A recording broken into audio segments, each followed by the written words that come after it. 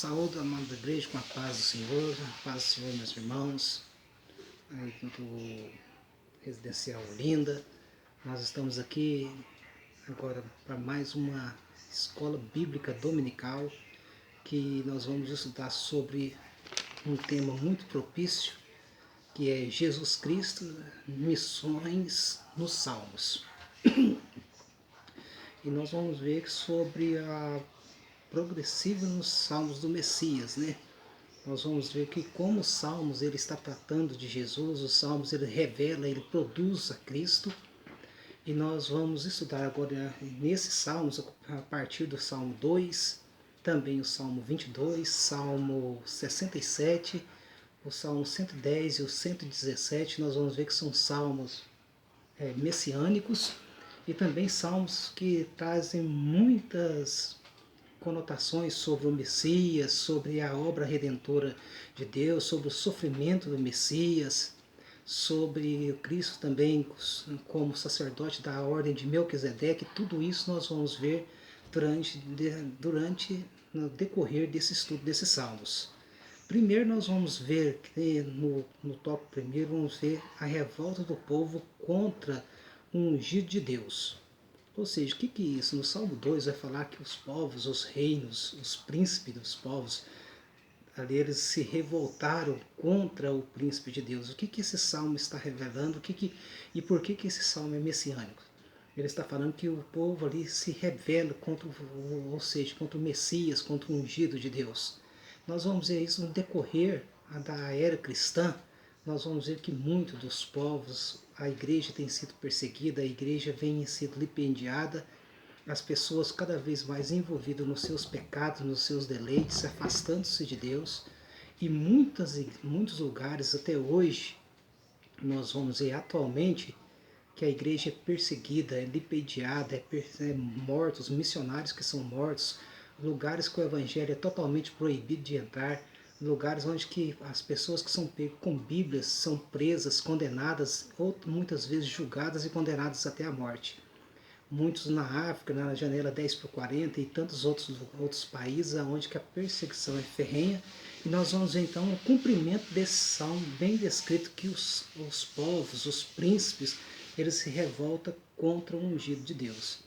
E nisso tudo nós vamos ver que ele se cumpre paulatinamente, que até hoje, nós vivendo no século XXI, o quanto isso está vigente nos nossos dias, quanto a igreja está sendo perseguida, a igreja que tanto fora aqui nos países próximos, como nós vamos ver Bolívia, recentemente estava uma perseguição ferrenha, agora graças a Deus que aquele governo do Evo Morales caiu e agora abriu-se uma nova conjuntura para a igreja, mas a igreja estava sofrendo muito.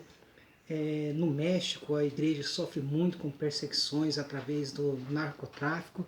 Nós vamos ver lugares da Europa onde as pessoas dão muito vazão à vida pecaminosa, a uma vida totalmente libertina e não dão vazão a Deus. O Deus deles é o dinheiro, é a lucratividade, é o conforto, e se distanciando mais de Deus. E nós vamos ver em outros países, como na África e na Ásia, que a perseguição é ferrenha em cima dos missionários. Muitos deles são condenados à morte, como no Irã, que vários pastores já foram presos e condenados à morte, só não morreram porque nós vamos ver que vários países entraram, protelaram contra, e devido a essa pressão internacional, esses pastores não foram executados. Porém, em lugares da África, lugares como a Nigéria, por exemplo, muitos dos nossos irmãos missionários que ali estão, missionários tanto nativos quanto aqueles que foram enviados por igreja, são perseguidos e mortos por causa do Evangelho de Cristo, mostrando essa revolta no Salmo de número 2. Mas nós vamos ver também o triunfo do Filho de Deus. Como nós vamos ver sobre esse triunfo do Filho de Deus, que ele vai triunfar, que ele vai dominar sobre todas as coisas, que eles não quiseram, eles não se renderam ao domínio, mas como Paulo ele fala que o Cristo, ele veio, ele se esvaziou da sua glória e ele foi obediente até a morte de cruz, e Deus deu um nome sobre todo nome. Por isso também Deus, em Filipenses capítulo 2, verso 9 a 11, fala: por isso também Deus o exaltou sobremaneira, ele deu o nome que está acima de todo nome, para que ao nome de Jesus se dobre todo o joelho nos céus, na terra, debaixo da terra, e toda língua confesse que Jesus Cristo é o Senhor, para a glória de Deus Pai. Um dia todos os povos, todas as nações, eles vão reconhecer, aqueles que não quiseram reconhecer, eles vão ter de se dobrar diante de Jesus e vai ter de reconhecer com os joelhos dobrados e com a língua confessando que Cristo é o Senhor. Uns confessando para a vida eterna e outros confessando que Ele é o único Senhor para a perdição e tormento eterno. Mas que todos vão confessar, ou seja, mostrando que Cristo ele triunfou. Porque Cristo foi obediente, Ele morreu na cruz, Ele pagou o preço da redenção, e ele venceu a morte, e ele é rei dos reis e senhor dos senhores, e todos os reinos da terra, todos os seus algozes, todos aqueles que não dão crédito, vazão para a sua palavra, hão de prostrar diante dele e reconhecer que ele é o Senhor. Também nós no Salmo 22, nós vamos olhar um Salmo de Davi, também como o Salmo 2, onde Davi ele vai começar a descrever sobre o sofrimento. E Davi ele começa a falar ali uma palavra, né? Deus meu, por que me desamparastes? Quando nós vamos ver a história do rei Davi, não teve nenhum momento vigente do reinado de Davi, da vida de Davi, que ele foi desamparado por Deus. Momentos de provas, agruras, Davi falou, eu prefiro cair na mão de Deus que na mão dos homens, hoje mostrando que Davi não aconteceu. Então Davi estava usando isso exatamente como uma profecia. Ele, como um profeta de Deus, Deus estava usando ele estava profetizando sobre o Messias, que é onde ele faz esse clamor, onde ele fala sobre esse abandono que Cristo, que nós conhecemos bem a passagem, que clama lá na cruz, Eli, Eli, lama sabachthani, que é Deus meu, por que me desamparastes? Jesus ele foi só como ovelha muda para o matadouro, e ali ele não abriu a sua boca diante dos seus tosqueadores, e ele foi ali, foi pregado na cruz, foi ludibriado, cuspido, maltratado, escarnecido, pregado na cruz, levantado. Mas chega um momento que esta ovelha muda, ela abre a sua boca, e aonde daí esse brado, Eli, Eli, lama sabachthani, Deus meu, por que me desamparastes? E ali não é apenas um símbolo, uma forma de linguagem, porque a pior coisa na vida de uma pessoa é o desamparo de Deus. E Jesus suportou isso por nós, porque é isso que nós merecemos. É isso que eu mereço, é isso que você merece, é isso que todos os pecadores merecem. É que Deus nos abandone, mas Deus não nos abandonou. Ele manda Jesus, ele derrama a sua ira que era destinada a nós em cima de Jesus, no nosso lugar, e abandona Jesus literalmente. Por isso que Jesus dá esse brado, Deus meu, por que me desamparaste? E a resposta é muito clara, é muito simples. Jesus foi desamparado por Deus para que eu e você fôssemos amparados por Ele. Hoje nós somos amparados por Deus por causa do sacrifício de Jesus que sofreu em nosso lugar. Por essa ali foi descrito na Bíblia, porque esse desamparo. E nós vamos ver esse tamanho do sofrimento, o tamanho do sofrimento que Jesus sofreu ali, sendo lipidiado, zombado, pessoas maneavam a cabeça. Mas o maior de todos os sofrimentos que Jesus abre o brado e dá o grito foi exatamente o desamparo de Deus, para que eu e você, hoje, nós estivéssemos aqui amparados por Deus através do sangue de Jesus. Por isso nós podemos glorificar a Deus, nós somos amparados. Hoje nós podemos chegar a Deus em todos os momentos. Nós podemos, agora não precisamos de uma vez por ano, simplesmente entrar no Santo dos Santos com incenso e com sangue alheio. Agora Jesus ele adentrou o Santo dos Santos, como ele sendo o ofertante e a oferta, e ele entrou uma vez para todos, ofereceu o seu próprio sangue e nos deu a liberdade de falarmos com Deus em todos os momentos. E nós não somos mais desamparados, nós não somos desamparados nem desligados, mas nós somos unidos, agora nós somos concidadãos do céu, somos da família de Deus e somos herdeiros de Deus e cordeiros de Cristo Jesus.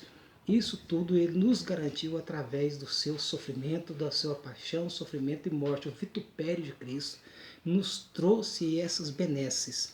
que está descrito no Salmo 22. No 2.3 também vai falar: o sofrimento não lhe impediu de cumprir sua missão. O sofrimento de Jesus, mesmo ele sabendo que tudo ia ocorrer, não impediu que ele ali cumprisse a sua missão. Jesus ele foi fiel, Jesus foi para a cruz como um rei vai para o trono, como a pessoa que está indo para o trono cheio de júbilo, de alegria. Jesus ali, ele vai para a cruz como ali alguém, um rei que está indo para o trono. Mas agora ele vai para a cruz para oferecer o seu sangue, para oferecer a sua vida em resgate de muitos, em resgate dos seus servos, em resgate do seu povo. E nos deu agora, e nos fez agora herdeiros de Deus, nos fez cidadão dos céus, nos fez povo de Deus. E isso, a Bíblia diz que é maravilhoso em nossos olhos e é o amor de Deus que nós não conseguimos expressar.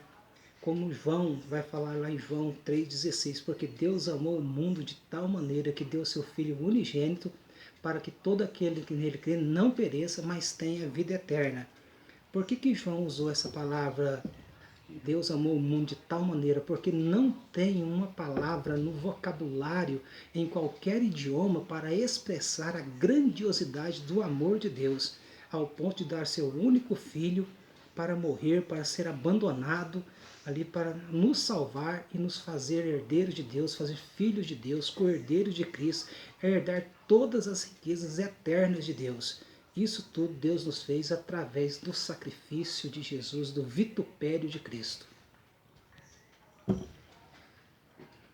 No ponto 3, aqui nós vamos ver que vai falar o sacerdócio real sobre a ordem de Melquisedeque. Como está no Salmo 110, verso 4, nos informa acerca de um sacerdote eterno segundo a ordem de Melquisedeque.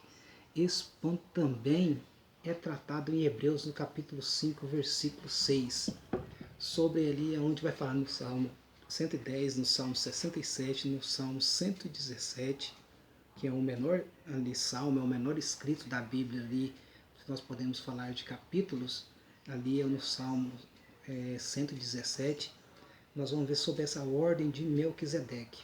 A ordem de Melquisedeque, por que Jesus é da ordem de Melquisedeque? Porque Melquisedeque era um sumo sacerdote, porém é um sumo sacerdote que não tinha como por ter um substituto, como foi o sacerdócio de Arão. Arão, ele morreu, passava ali o sacerdócio para os seus filhos e assim sucessivamente.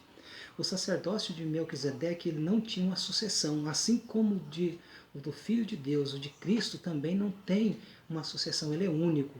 Ele também, a Bíblia vai falar lá na Epístola aos Hebreus que ele era sem genealogia, né? Sem pai, sem mãe, sem genealogia, sobre essa ordem de Melquisedeque, mostrando sem genealogia, ou seja, sem a genealogia que vem da ordem sacerdotal, que é dos levitas. Jesus, porém, é da tribo de Judá. E Jesus, então, ali quebra esse paradigma e ele se torna agora um sumo sacerdote, mas não um sumo sacerdote para ser substituído, mas único e eterno. Agora sem a genealogia que está mostrando ele desde a eternidade. Jesus é o sumo sacerdote desde a eternidade passada, ele se fez carne, aqui habitou entre nós, vestiu a nossa pele, calçou os nossos calçados, sofreu o nosso sofrimento, morreu a nossa morte, pagou a nossa dívida e agora ele está à destra de Deus intercedendo por nós. Ele é o sumo sacerdote que intercede por nós e nos fez sacerdócio de Deus, nos fez todos os crentes agora sacerdotes.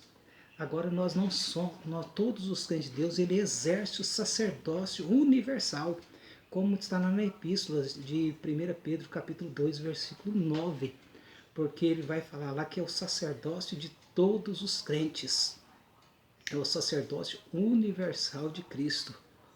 Esse sacerdócio universal de Cristo que nos fez uns sacerdotes universais desse reino de Deus. E também nós vamos ver sobre essa ordem de Melquisedeque, que também vai mostrar que ele é um sacerdote superior.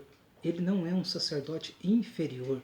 Assim como Abraão ele chega diante de Melquisedeque e ele leva ali todos os seus dízimos e ele presta ali a sua adoração, nós vamos ver que Cristo também é um sumo sacerdote, além de eterno, superior aos demais. que ele presta diante de tudo, assim, diante de todas as coisas, ele é o maior, ele é absoluto, ele é único, ele é singular.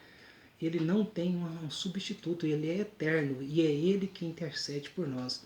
Ele que tem todo o poder, tanto no céu quanto na terra. É ele que é o nosso sumo sacerdote eterno e que venceu todo o mal, todo o império do maligno, todo o império de Satanás foi vencido lá na cruz.